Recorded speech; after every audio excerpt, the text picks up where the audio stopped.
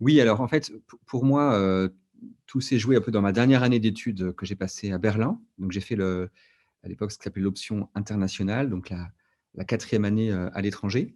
Et là, vraiment, en fait, au cours de l'année, en fait, j'ai compris que j'avais des questions de fond personnelles, un appel aussi, pourquoi pas, à entendre, un appel à suivre le Christ, à peut-être à tout donner pour lui, pourquoi pas être prêtre.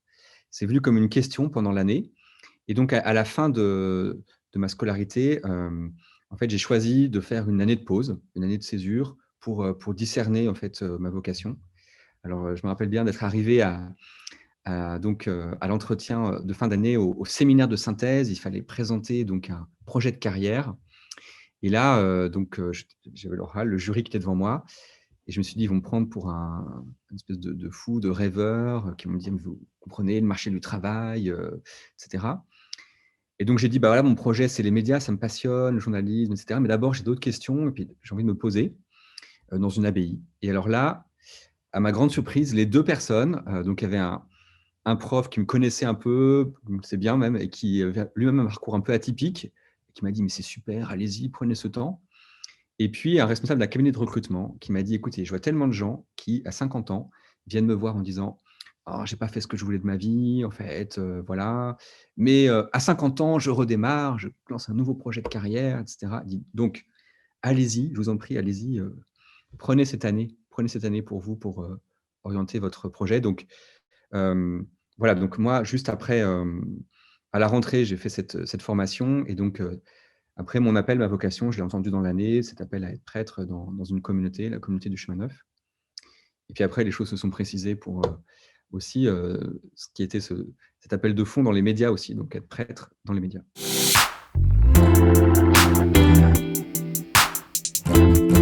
Alors ce qui était marquant, donc de fait dans ma vie étudiante, alors je crois que c'est un peu comme tout le monde au début, j'ai fait un peu toutes les soirées, voilà, 1re année, tous les jeudis soirs, et cetera.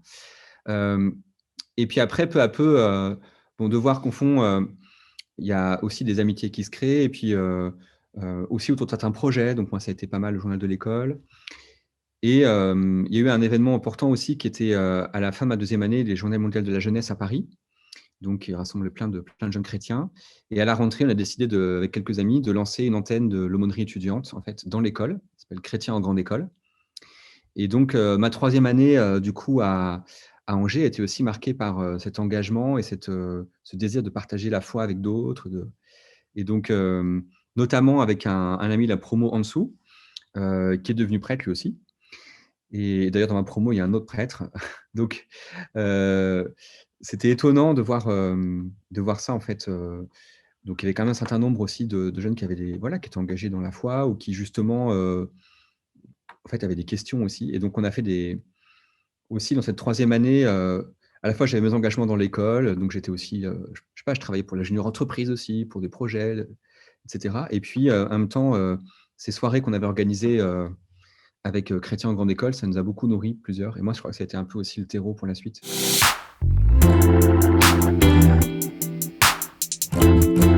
Alors ce qui est étonnant, c'est que donc, j'ai tout lâché, pendant un certain temps pour, voilà, rentrer dans la vie religieuse et donc me former, autrement, donc en philosophie, en théologie. Et puis j'étais ordonné prêtre en 2009 et puis, après, en fait, assez vite, on m'a confié, voilà, 1er ministère, d'abord en Allemagne, je témoignais d'étudiants. Et là, quand on est prêtre, aussi, on a aussi, bah, une responsabilité pastorale et ça passe aussi par des questions administratives, financières aussi qu'il faut connaître. Alors, moi, je dirais que, donc ça, déjà, c'était un point important d'être sensibilisé, en fait, à savoir ce qui se passe, même si la compta et les finances, c'était pas ma matière préférée à l'école. Mais il y avait ça en tête, les questions autour du marketing, la communication, bien sûr, et puis, plus récemment, donc en arrivant dans le nord de la France, ici, à Villeneuve-d'Ascq, en lançant donc, 9 médias. L'idée, c'était de mettre ses compétences en journalisme, puisque je me suis formé en journalisme aussi, il y a 3 ans là, en faisant une école ici. Ces compétences en journalisme, en fait, au service de personnes qui ont des projets, dans l'église et en dehors, des projets vidéo et de communication. Et du coup, ça passe par, un modèle économique. C'est quoi notre business model? Comment on trouve des clients, qu'on va aller chercher, la relation commerciale, l'accompagnement, hem, la communication. Donc tout ça, quelque part, ça m'était pas étranger et je me suis replongé dedans, alors, en sachant que dans l'équipe, il y en a aussi qui ont ces compétences-là, donc c'est très bien. Mais c'est moi, je suis reconnaissant, à l'école d'avoir, été formé à ces métiers de l'entreprise et d'avoir pu, avoir cette petite expérience, à travers des stages, et puis en voilà, en étant, aussi conscient des enjeux, au fait, des enjeux économiques qui sont à l'œuvre et qui sont essentiels et voilà, qui sont indissociables des enjeux spirituels.